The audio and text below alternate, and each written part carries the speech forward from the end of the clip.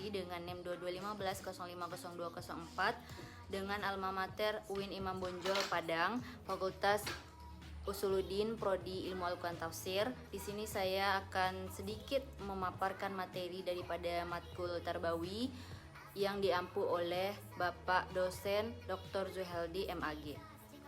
Bismillahirrahmanirrahim. Baiklah, saya akan mempresentasikan makalah tafsir Tarbawi saya yang berjudul Konsep Pendidikan menurut Al-Quran Surah An-Naml ayat 17 sampai 19, juz 19. Baiklah, tafsiran ayat ini menurut yang pertama itu penafsiran ayat di beberapa kitab tafsir. Yang pertama ada tafsir Ibnu Katsir surah An-Naml ayat 17 sampai 19. Pada ayat ke-17, yakni Sulaiman mengumpulkan semua bala tentaranya yang terdiri dari makhluk jin, manusia dan burung-burung. Nabi Sulaiman diiringi oleh mereka dengan segala kebesaran dan kemegahannya di tengah-tengah bala tentara manusia, karena merekalah yang mengiringinya. Setelah mereka terdapat bala tentara dari makhluk dan jin, sedangkan bala tentara burung kedudukan mereka berada di atas udara. Apabila matahari panas, maka burung-burung itu menaunginya dengan sayap-sayapnya. Lalu pada surah An-Naml ayat 17 ada kalimat fahum yuzaun. Itu maknanya yaitu dia menyusun secara rapi barisan masing-masing mulai dari pertama sampai yang terakhir, agar tiada seorang pun yang melangkah posisi yang telah ditetapkan baginya. Mujahid mengatakan bahwa Sulaiman menjadikan pada tiap barisan komandannya sendiri. Dia mengatur barisan tersebut agar rapi dan berjalan dengan tertib, tidak semrawut sebagaimana dilakukan oleh raja-raja di masa sekarang.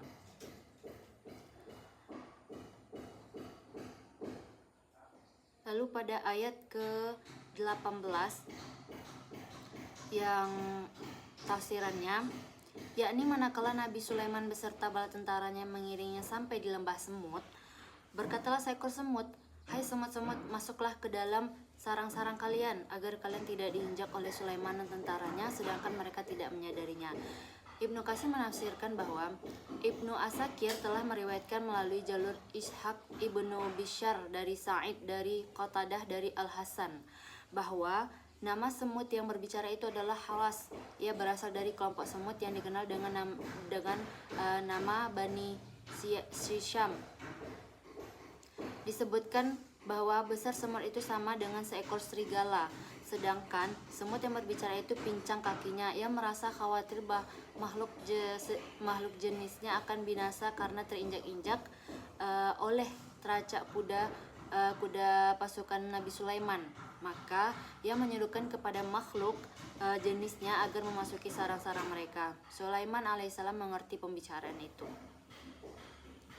Kemudian pada ayat 19 yaitu maka dia tersenyum dengan tertawa karena mendengar perkataan semut itu, dan dia berkata, "Ya Tuhanku, berilah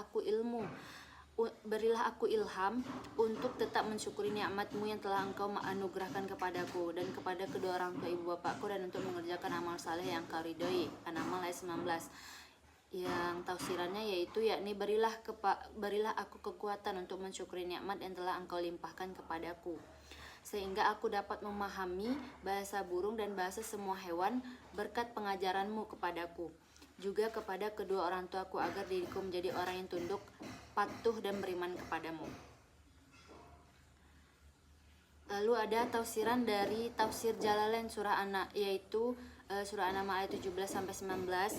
Ayat pertama tafsir menafsirkan bahwa ayat 17 tafsir Jalalain menafsirkan dan himpunkan artinya dapat dikumpulkan Sulaiman bala tentaranya dari golongan jin, manusia dan burung-burung dalam perjalanan yang dilakukannya. Lalu mereka diatur dengan tertib, yakni dikumpulkan kemudian digerakkan dengan teratur dan tertib. Pada ayat ke-18, sehingga apabila mereka sampai di lembah semut, yaitu di kota Taif atau di negeri Syam, yang dimaksud adalah semut-semut kecil dan semut-semut besar, berkatalah seekor semut, yakni Raja Semut, sewaktu melihat bala tentara Nabi Sulaiman, "Hai semut-semut, masuklah ke dalam sarang-sarang kalian, agar kalian tidak terinjak," yakni terinjak-injak oleh Sulaiman dan bala tentaranya, sedangkan mereka tidak menyadari. Semut dianggap sebagai makhluk yang dapat berbicara. Mereka melakukan pembicaraan dengan sesamanya.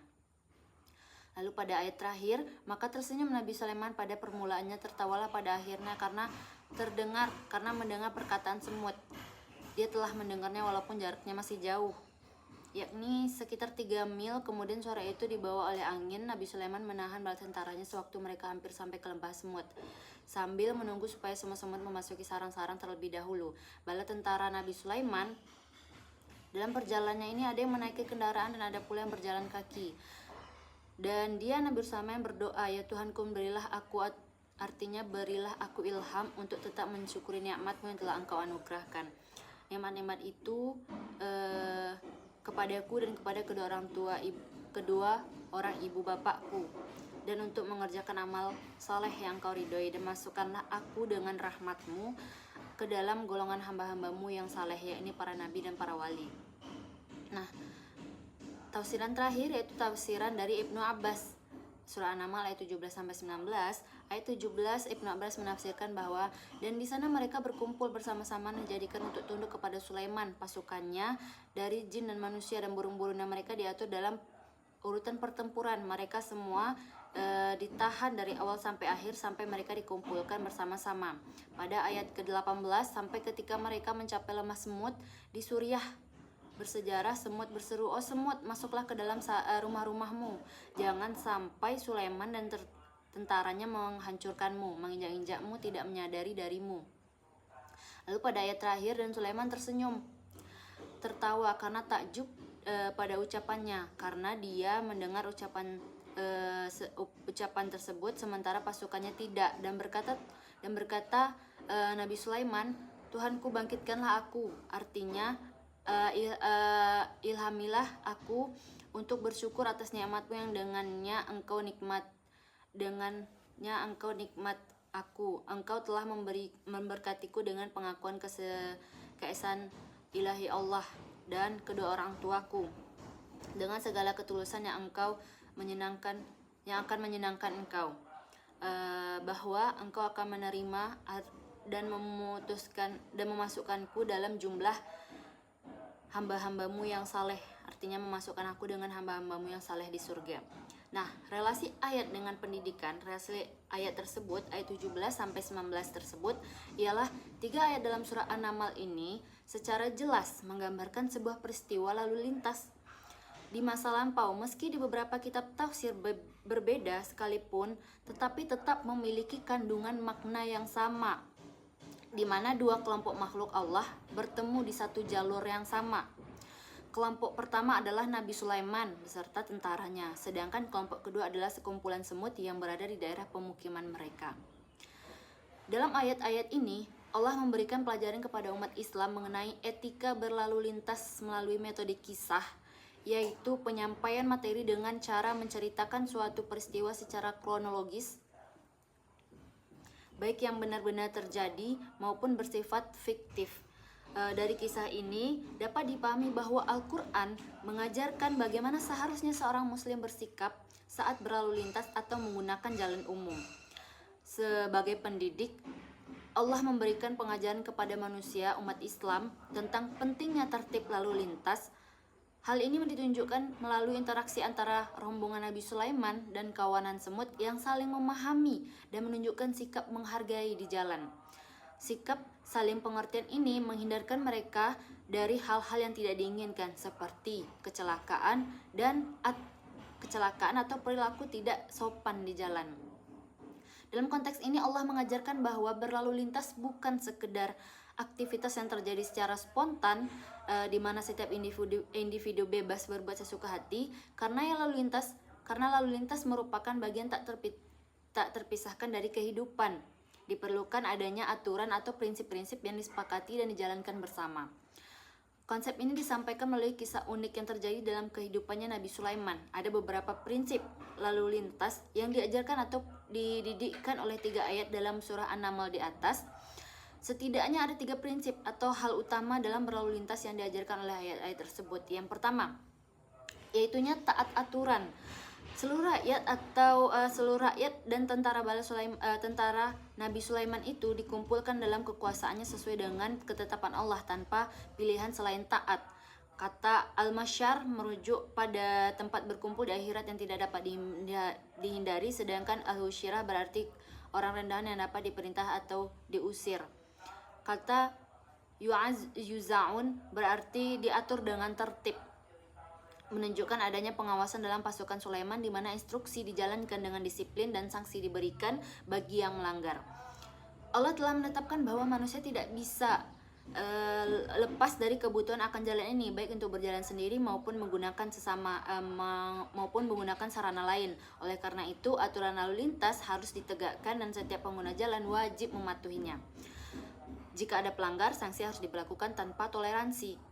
Nah, yang kedua ada saling menghormati. Setiap pengguna jalan harus saling menghormati tanpa memandang status sosial. Semut yang kecil menghormati Nabi Sulaiman, tetapi tetap berhak dihargai oleh rajanya.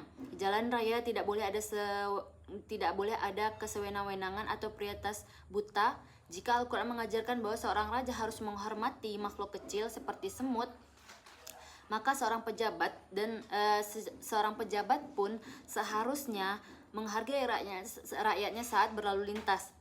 Menurut ayat-ayat ini, prinsip saling menghormati di jalan dapat ditegakkan di atas 3 hal, yaitu mendahulukan orang lain, tahu diri, dan tidak mudah menyalahkan orang lain. Yang terakhir ada banyak bersyukur. Pengguna jalan harus bersyukur karena Allah telah memudahkan perjalanan mereka. Tanpa izinnya banyak urusan bisa terbengkalai.